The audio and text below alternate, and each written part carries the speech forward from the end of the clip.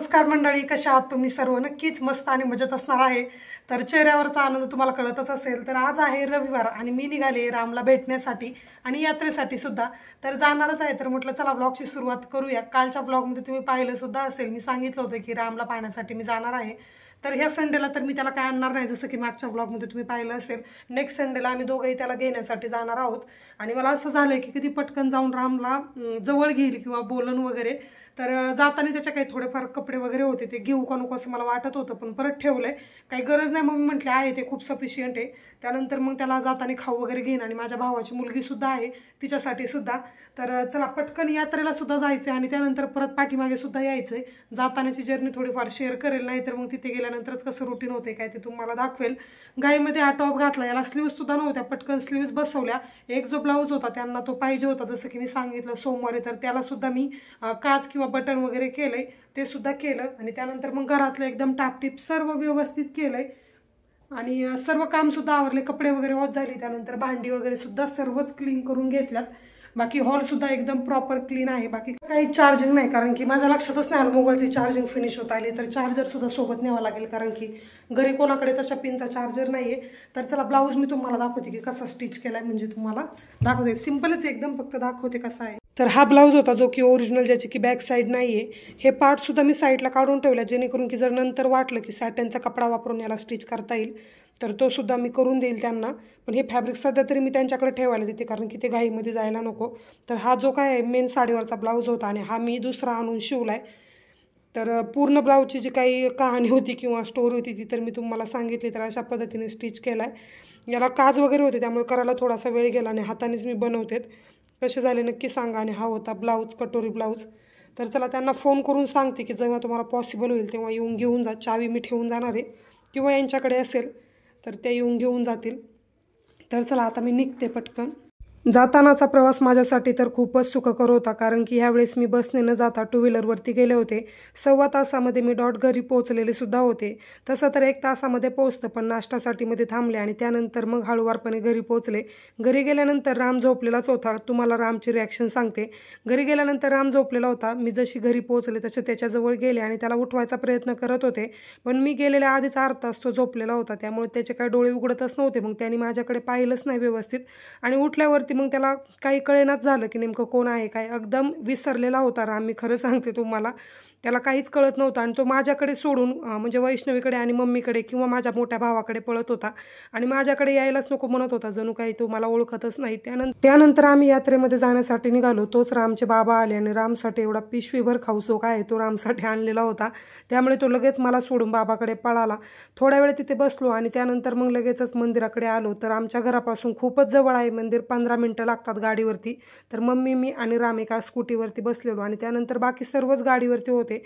सर्वजण एकामागे एक आम्ही तिथे पटकन पोहोचलो, पण आम्हाला जायला थोडंसं लेट झालं, कारण की रामचे बाबा आल्यानंतर आम्ही थोडा वेळ थांबलेलो होतो आणि त्यामुळे खूपच जास्त गर्दी होती. मी तर बाहेरूनच दर्शन घेतलं आणि मावशी, त्यानंतर मग रामची मामा मामी सर्वच जण होते. तर रामला मी त्यांच्याकडे दिलं, म्हटलं रामला दर्शन घेऊन या.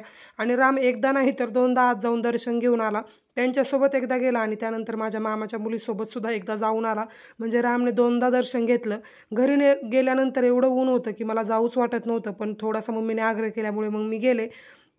त्यानंतर मग राम मला ओळखत नाही याचं मला थोडंसं वाईट वाटत होतं. म्हटलं नेमकं काय झाले, कारण की जेव्हा पण मी व्हिडिओ कॉल वगैरे करायचे ना, त्यावेळेस राम काय एवढा व्यवस्थित बोलत नव्हता. मग नंतर मी त्याला मोबाईलमध्ये त्याचे फोटोज वगैरे दाखवल्यावर त्याला इतका आनंद झाला. मग सारखं मम्मा मम्मा करत माझ्याजवळच थांबला, मग कोणाकडेच जाईना झाला. असा सर्व सीन होता. त्यानंतर मस्त असा ताजा काढलेला उसाचा रस पिलो. कोणत्याही यात्रेमध्ये तुम्ही जा, उसाचा रस पिणं मॅन्डेटरीच आहे. आणि त्यानंतर मग आम्ही आलो होतो इकडं पाळणा, आकाश पाळणा. तर तुम्ही पाहू शकता, पाहूनच इतकी भीती वाटते. बसणारे कसे बसत असतील माहीत नाही. मला जो काही ब्रेक डान्स असतो ना, त्यामध्ये बसायला खूप जास्त आवडतं, पण सर्वजण माझे भाऊ किंवा बहीण वगैरे आहे ना, ते ऑलरेडी येऊन बसलेले होते सर्व आणि त्यांचं बसून सर्व राईड करून झाल्या होत्या. मग मी एकटी कोणासोबत बसू असं मला झालं होतं, त्यामुळे मग नंतर मी कॅन्सल केलं. राम गेल्यानंतर रामची तर कारची हौस काही सांगताच येत नाही. गावाला गेल्यापासून त्याला खेळण्याची खूप आवड लागली आहे. इकडं जेव्हा पण त्याला कार वगैरे मी खेळण्यासाठी देते ना, त्याला एवढं त्याचं म्हणजे फॅसिनेटिंग वाटत नाही कार वगैरे, पण घरी गेल्यानंतर त्याला खूप सवय लागली. आणि एक चांगली सवय मी तुम्हाला सांगेन, घरी गेल्यानंतर राम खूप जास्त ॲक्टिव्ह झाला मला असं वाटते. खूप सारे शब्द बोलायला लागलाय. त्यामुळे काय होते, मला असं वाटलं की चला ठीक आहे, गावाला ठेवल्यामुळे तो एक चांगला बदल त्याच्यामध्ये झाला. त्यानंतर तो फिडिंगसाठी सुद्धा मला आग्रह करत होता, पण मी नंतर दिल्यानंतर शांतपणे झोपला आणि झोपण्याची सवय म्हणा किंवा उठण्याची सवय म्हणा ती सुद्धा त्याला घरी गेल्यानंतर चांगली लागली आहे आणि एकट्या खेळण्याची सवय लागली. इथे कसं व्हायचं, तो सारखाच मला म्हणजे माझ्यासोबतच असायचा, त्यामुळे त्याला असं वाटायचं की हिने माझ्यासोबत थोडा वेळ खेळावं किंवा खाली बसावं काम सोडून, असं पण व्हायचं बऱ्याच वेळा. पण तिथे गेल्यानंतर तो जास्त असं कोणासोबत हे करत नाही, म्हणजे आग्रह करत नाही सारखं खेळण्यासाठी वगैरे, एकटा खेळत राहतो, कारण की तिथे एन्व्हायरमेंट पण तसं आहे आणि खेळण्यासाठी जागा पण मोठी आहे. घरी गेल्यापासून रामना असं व्हायचं की करमतच नव्हतं, पण आता थोडा वेळ त्याला भेटून आल्यानंतर छान वाटते. आणि आल्यानंतर मग काय झालं, इतके दिवस गेला तो, 1 आठवडा गेला, त्यानंतर अजून 1 आठवडा, म्हणजे जवळजवळ 15 दिवस राम आता गावाला राहिला आणि त्यामुळे त्याची फिडिंगची सवय तुटते. हेच बघून मला खूप छान वाटलं. त्याच्यासाठीच जो काय टास्क केला होता तो फायनली कंप्लीट झाला. इथे खेळण्याचं काम चालू आहे, कारण की आता निघायचं होतं घरी.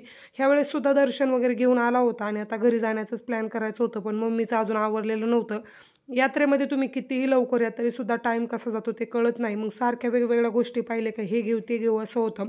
मी काही शॉपिंग केले ते सुद्धा तुम्हाला पुढे दाखवते आणि थोडक्यात मंदिराचा व्ह्यूसुद्धा दाखवते. जेव्हा लहान होतो ना तेव्हापासून तिथे आम्ही यात्रेला जातो आणि 11वी 12वीचं माझं जे कॉलेज होतं ना ते सुद्धा तिथे जवळच होतं, पण त्या रोडने आम्ही गेलेलो नव्हतो, त्यामुळे मला काही ते दाखवता आलं नाही. तर चला, गावाकडचा एवढाच व्लॉग होता. नेक्स्ट डे 7-7:30 वाजताच मी घरून निघले होते, जेणेकरून की मला लवकर निघता येईल. आणि ज्यावेळेस मी घरून आले त्यावेळेस राम झोपलेलाच होता, त्यामुळे त्याला मी व्हिडिओमध्ये वगैरे काही घेतलं नाही. नाश्ता वगैरे केला, त्यामुळे रस्त्यामध्ये सुद्धा कुठे थांबावं लागलं नाही. मी पटकनच घरी पोहोचले 1 तासामध्ये. घरी येऊन जो काही नेटचा ब्लाऊज शिवला होता तो त्यांना द्यायचा होता, त्याला प्रेस करणं सुद्धा बाकी होतं, त्यामुळे मी त्यांना कॉल वगैरे काहीच केला नव्हता. आधी म्हटलं स्वयंपाकाची तयारी करते. तर आता इथे मी चिकन बनवायचा प्लॅन करणार होते, तर का ते तुम्हाला पुढे सांगेलच. सुरुवातीला मी ठरवलं होतं की वांग्याची मसालेदार भाजी बनवूया, तर त्याचंच मी इथे प्रिपरेशन करत होते. तर चला आता पटकन स्वयंपाक करते आणि त्यानंतर मग तुमच्यासोबत घरून येऊन 10 मिनटं झाले मला फक्त, आणि लगेच मी स्वयंपाकाला घेतले. 10 ते 15 मिनटं झालं असतील. खाली जाऊन म्हटलं काहीतरी भाजीसाठी घेऊन येऊयात, पण घरातलं पण थोडंसं आवरायचं होतं. काल सकाळी मी गेले होते आणि आज सकाळी लगेचच आले.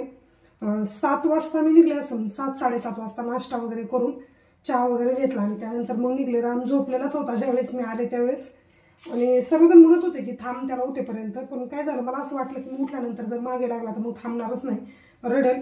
काल ज्यावेळेस मी गेले ना तर तो म्हणजे ओळखतच नव्हता असं दाखवत होता.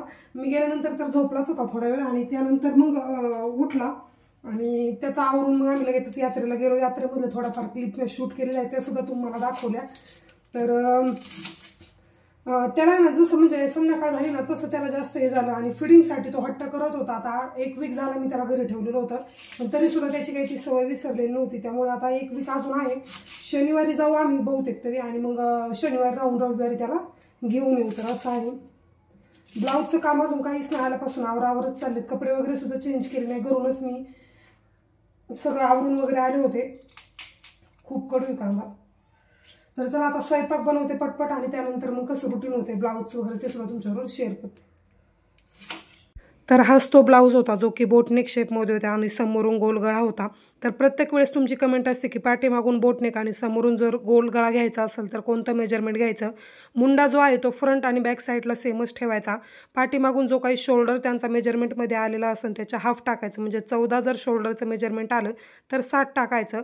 तेवढाच मुंडा टाकायचा, फक्त त्यामध्ये अर्धा इंच वजा करायचा आणि समोरचा गोल गळा जेवढा असेल त्यांचा 6-6.5 इंच तेवढा घ्यायचा. तर अशा पद्धतीने मी इथे कटिंग करत असते. तर आत्ताच स्वयंपाक वगैरे बनवून झाला आणि बनवलेला आहे चिकन. तर आज सोमवार आहे आणि सोमवार, गुरुवार, शनिवार मी कधीही चिकन किंवा नॉनव्हेजचा पदार्थ घरामध्ये बनवत नाही. पण नेमकं काय झालं, जसं मी ठरवलं होतं की वांग्याची भाजी बनवूया मसालेदार आणि एक्स्ट्राची बनवणार होते, जेणेकरून संध्याकाळचं काम सोपं होईल आणि संध्याकाळच्या वेळेस मला शिवणकाम करता येईल. फक्त गरम गरम चपाती किंवा भाकरी आणि राईस थोडासा बनवता येईल. तर असा प्लॅन केला होता. पण ज्यांची गाडी घेऊन मी घरी गेले होते ना तर त्यांना सुद्धा जेवण करायला बोलवले, कारण की हे डबा वगैरे घेऊन गेले नव्हते. सकाळीच मी आले, त्यानंतर मग यांना बाहेरचं जेवण जास्त जमत नाही, तर म्हटले पटकन काहीतरी बनवूयात. तर असा प्लॅन केला होता संध्याकाळचा, आणि दुपारचं जेवण आहे त्याची जी काही भाजी असेल ती एक्स्ट्राची बनवून संध्याकाळी पण युटिलाइज होईल. पण आता ते पण गाडी घेण्यासाठी येणार आहे आणि काय होतं माहिती का, त्यांची खूप वेळा आम्हाला मदत होते. मग कोणतेही फंक्शन वगैरे असेल किंवा घरातलं जर काही असेल तर लगेच मदतीला धावून येतात, असं कधी नाही वगैरे म्हणत नाही किंवा गाडीसाठी नाही म्हणत नाही. आमची जी गाडी आहे ना ती आहे गॅरेजमध्ये, तिचा तर खूप मोठा प्रॉब्लेम झालेला आहे. आता ते कधीतरी नेक्स्ट व्हिडिओमध्ये सांगेल, नाही तर हा व्हिडिओ खूप मोठा होईल. तर ते येणारच आहे, तर म्हटलं चला येणारच आहे आणि ते खातात, म्हणजे कोणताही डे असेल तर खातात, त्यामुळे म्हटलं की चला ते खातात तर बनवूयात.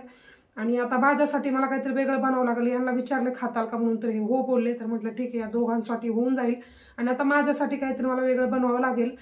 ते सर्व तर बाजूलाच राहिलं. आता कसं बनवलंय काय ते दाखवते. खूप झटपट बनवलं, खालून भाजीपाला वगैरे आणि चिकन मग सोबतच घेऊन आले, जसं त्यांचा फोन आला तसा.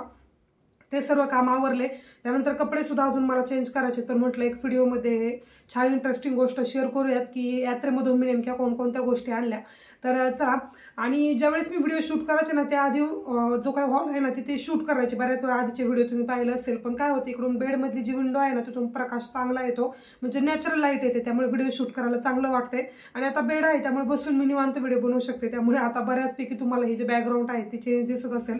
तर चला पटकन आता मी तुम्हाला दाखवते की मी कोणकोणत्या गोष्टी आणल्यात. जेव्हा पण तुमचं लग्न वगैरे होतं ना त्यावेळेस तुम्ही स्वतःसाठी खूप कमी गोष्टी घेता. सुरुवातीला असं होतं की यात्रा खूप असायच्या गावाकडे, मग मी गेल्यानंतर काही ज्वेलरी म्हणा किंवा बाकीच्या इतर साऱ्या गोष्टी खूप साऱ्या घ्यायची. खूप म्हणजे इतकी खरेदी व्हायची आणि त्यावेळेस त्या खूप जास्त फॅसिनेटिंग वाटायचं. पण आता असं काही वाटत नाही. जेव्हा आम्ही यात्रेमध्ये गेलो ना त्यावेळेस आपल्या संसारासाठी म्हणा, घरासाठी म्हणा किंवा रामसाठी आणि मग नंतर काय अशा कमी पडणाऱ्या गोष्टींचा आपण जास्त विचार करतो. तर रामसाठी फक्त एक कॅप आणि वैष्णवीने त्याच्यासाठी गाडी घेतली होती, कार, जी की कालच तोडून मोडून पडलेली आहे.